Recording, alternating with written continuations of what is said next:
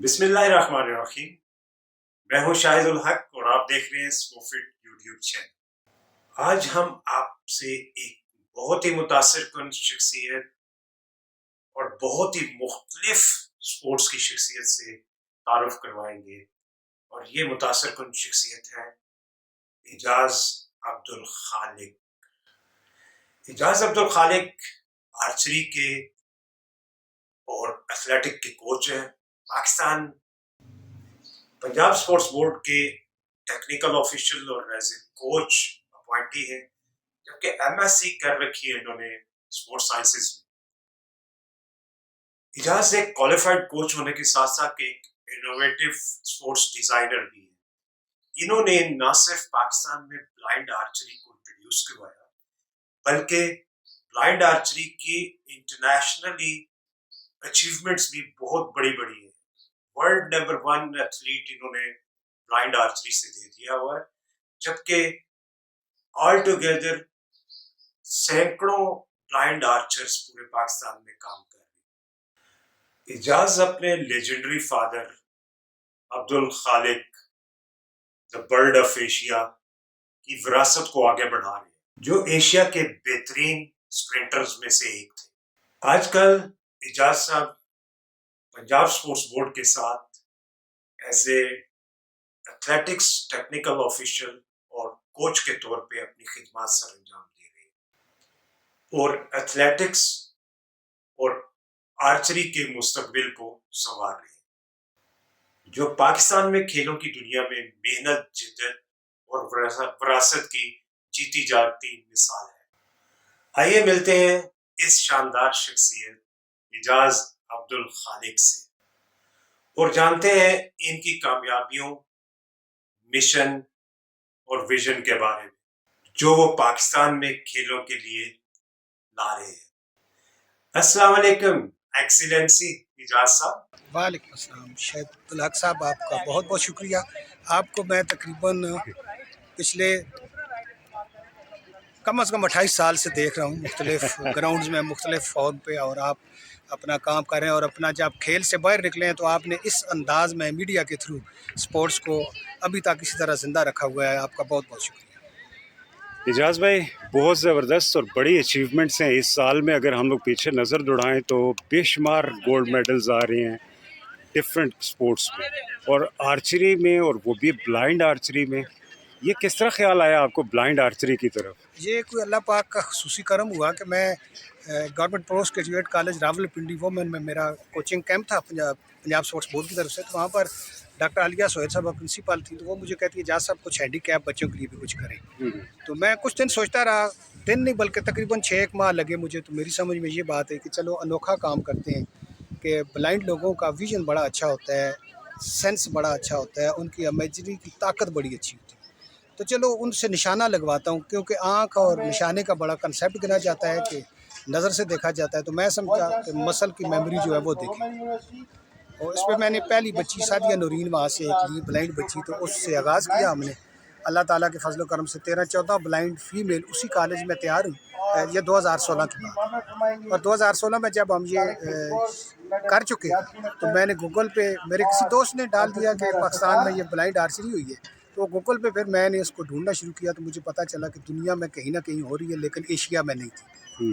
تو ہم نے اس پہ مزید ورک کیا، تو پھر میرے پاس بلائنڈ بچے بھی آنا شروع ہو گئے. تو اس وقت ہمارے پاس کوئی 150 بچہ بلائنڈ آرچری کا کام کر رہا ہے، جو فیصل آباد میں، راول پنڈی میں، اسلام آباد میں، واہ میں، پشاور میں اور لاہور میں. اور ان میں سے اگر ہم ذکر کروں تو کم از کم 22 انٹرنیشنل میڈل 5 سالوں میں ہم حاصل کر چکے ہیں. اور اس میں پاکستان کو ایک یہ اعزاز بھی حاصل ہوا ہے کہ ابھی چیک ریپبلک میں ورلڈ رینکنگ ہوئی ہے، اس میں بلائنڈ آرچر ہمارا تنویر احمد گیا تھا، اور ورلڈ رینکنگ میں ٹاپ لسٹ پہ وہ آیا ہے ریکارڈ کر کے. اور وہاں پر یہ ایک 30 میٹر کا کمپٹیشن بھی ہوا، اس میں اس نے پوری دنیا کو فتح کیا اور گولڈ میڈل حاصل کیا.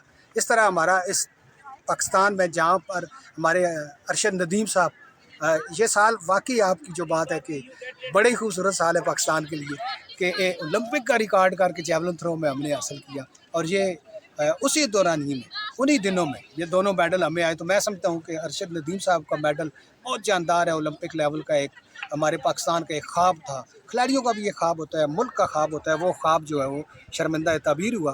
اور اسی طرح بلائنڈ آرچری میں سمجھا ہوں کہ پاکستان نے ایک ریکارڈ قائم کیا ہے کہ بلائنڈ آرچری میں ورلڈ چیمپئن بننا، یہ میرے خیال میں بہت اچیومنٹ ہے۔ اجاز بھائی، آپ کی بڑی بہترین باتیں ہیں۔ بلائنڈ آرچری مینس کہ آپ نے ان لوگوں کو آنکھیں دے دی جن کو شاید ہم لوگ سمجھتے ہیں دکھائی نہیں دیتا، لیکن آپ نے ان کی اندر کی آنکھ کو تلاش کر لیا۔ میں اس آپ ٹیلنٹ کو میں ایک سوال کاٹوں گا یہاں پر، جی جی میں پھر بھول جاتا ہوں اصل میں۔ شاہد صاحب، میں سمجھتا ہوں جب سے میں نے بلائنڈ آرچری کے ساتھ کام شروع کیا ہے میری آنکھیں آ گئی۔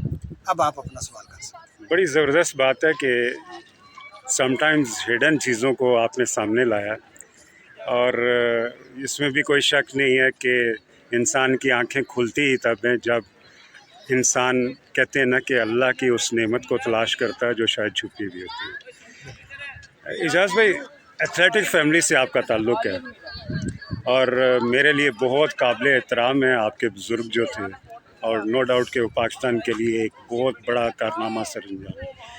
ان کے نقش قدم پہ چلتے ہوئے آپ ایتھلیٹکس میں بھی ایز اے کوچ ہیں، کیا سمجھتے ہیں کہ اس وقت ایتھلیٹکس میں یا آرچری میں، دونوں ہی کوئی، میں آپ سے سوال کروں گا کہ آپ کیا سمجھتے ہیں کہ کس میں اپرچونٹیز زیادہ ہے؟ ہیں۔ اپرچونٹی تو بلائنڈ آرچری میں بہت زیادہ ہے اس وقت، دنیا میں بڑی سپیس ہے، ٹھیک ہے، آنیسٹلی بات کی جائے تو for the blinds. For the blind archers کے لیے بڑی جگہ موجود ہے، اور تھوڑی سی اس پہ محنت کی جائے تو ہم لانگ ٹائم، پہلے بھی میں کہہ چکا ہوں، ہم کم از کم جو ہمارے پاس اس وقت آرچر موجود ہے ہم 10 سال تک دنیا پر حکومت کر سکتے ہیں بلائنڈ آرچر۔ اور جہاں تک ایتھلیٹکس کی بات ہے، یہ تو آپ کو پتہ ہے مدر آف آل گیم ہے، تو ایتھلیٹکس کا تو ہر لمحہ یہاں پر دنیا موجود ہے، ہر لمحہ ہمارے کھلاڑی موجود ہیں۔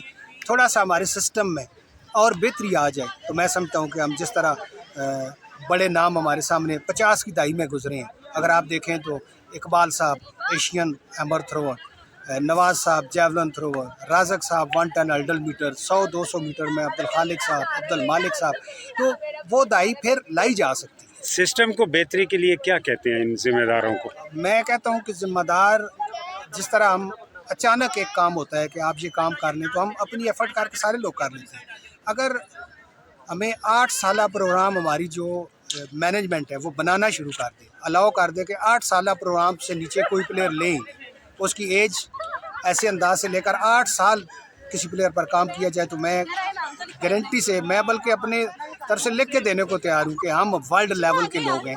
8 سالہ پروگرام یہاں شروع ہو جائے، نہیں تو کم از کم 6 سالہ پروگرام ہو۔ ہمارے پاس بچہ رہتا ہے سال 6 مہینے، وہ آگے کہیں نہ کہیں شفٹ ہو جاتا ہے، اس کے فنانس پرابلم آ جاتے ہیں، اس کے گھریلو کچھ پرابلمز آ جاتے ہیں، تو وہ کنٹینیوٹی نہیں رہتی۔ ماسوائے آرمی، وابڈا، کچھ ڈپارٹمنٹ ہیں جو اپنے کھلاڑی کو ایک سسٹم کے ساتھ لے کر ضرور چلتے ہیں، وہ بھی، لیکن ان کو بھی ساتھ اپنی روزی رزق کا بھی بڑا مسئلہ رہتا ہے۔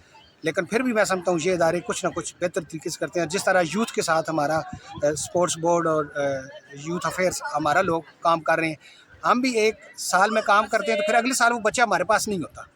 اگر ان کے لیے کوئی اکیڈمیز یا کچھ ایسا سسٹم ہو کہ وہ اسکول سے لے کر یونیورسٹی کے لاسٹ ایئر تک ہمارے پینل پر رہے، ہمارے کوچز ان کے ساتھ رہیں، تو میں سمجھتا ہوں ہم دوبارہ ایک لیول پر آ سکتے ہیں۔ بہت شکریہ اجاز بھائی۔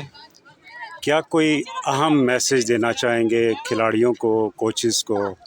اور میں کوچز اور کھلاڑیوں کے لیے ایک بات ہر دفعہ کہتا ہوں، اور آپ سے میرے خیال میں کبھی نہ کبھی ضرور ڈسکشن ہوئی ہوگی، کہ نیوٹریشن پہ زور دیا جائے۔ ہمیں نیوٹریشن کا بالکل پتہ نہیں، دنیا بہت ایڈوانس ہو گئی ہے، ہم ابھی تک وہیں بیٹھے ہوئے ہیں۔ ہمیں نہیں پتہ کہ جو ہمارا سپرنٹر ہے اس کو کیا کھلائیں، ہمیں نہیں پتہ کہ جو کشتر ہے ہم اس کو کیا کھلائیں، ہمیں نہیں پتہ کہ ہمارا جو تھروور ہے اس کو کیا کھلانا چاہیے، اور کتنے گھنٹے بعد پہلے کیا کیا دینا چاہیے۔ اس پہ میں سمجھتا ہوں بہت زیادہ سیمینار اور اس کو سلیبس میں ڈالنے کی ضرورت ہے۔ میں سمجھتا ہوں کہ یہ ہیرو شپ سے ہم نکل آئیں، ہر ایک کو صحت کے لیے لگائیں تو ہمارے ہیرو خود بخود بنتے چلیں۔ یہ مجھے بتائیے کہ اس وقت جو یہ یوتھ فیسٹیول میں بچے آئے ہوئے ہیں، اس میں کتنے % بچے ایسے ہیں جو آپ سمجھ رہے ہیں کہ وہ اگر انہیں مواقع مزید فیوچر کا پلان مل جائے تو وہ بہت بہتر ایتھلیٹس بن سکتے ہیں؟ اس میں ویسے تو 100% کہہ سکتے ہیں، لیکن کیونکہ کچھ لوگ ویسے شوقیہ ٹائم بینگ بھی آتے ہیں، اس حساب سے دیکھیں تو یہاں پر کم از کم 70% وہ وارم اپ کر لیں۔ क्योंकि 12 बजे उनका 70% स्टार्ट लोग होगा। मैंने ऐसे देखे हैं 2 दिनों में। ठीक है 100 मीटर के स्प्रिंट में देखे हैं, ठीक है बच्चियां भी और लाइनअप बच्चे हो भी। गए, और गोल आज बॉल की बच्चियां ये और डिस्टेंस जो थ्रो कंपटीशन हमारे और पास स्टार्ट ट्रिपल है जंप वाली बच्चियां। उसमें भी देखा है इनको। अगर हम, मैं अमूमन ये बात करता हूँ कि सिस्टमेटिकली अगर हम इनको लें तो एक सिस्टम के तहत इनको अगर अकेडमीज़ मिलें या कोई इदारा इनको कम अज़ कम 6 साल या 8 साल के लिए इन पर मेहनत करें तो कोई वजह ही नहीं है कि हम उस लेवल पे ना जाएं। इजाज़ भाई, एक चलते चलते मुझे और सवाल का जवाब दें कि क्या ख्वाब देखते हैं आपके? तो गांव में एक स्टेडियम बन रहा था खालिक साहब के नाम का, वो कहाँ पहुंचा? और अगर वो आपको मिल जाए तो क्या कर सकते हैं?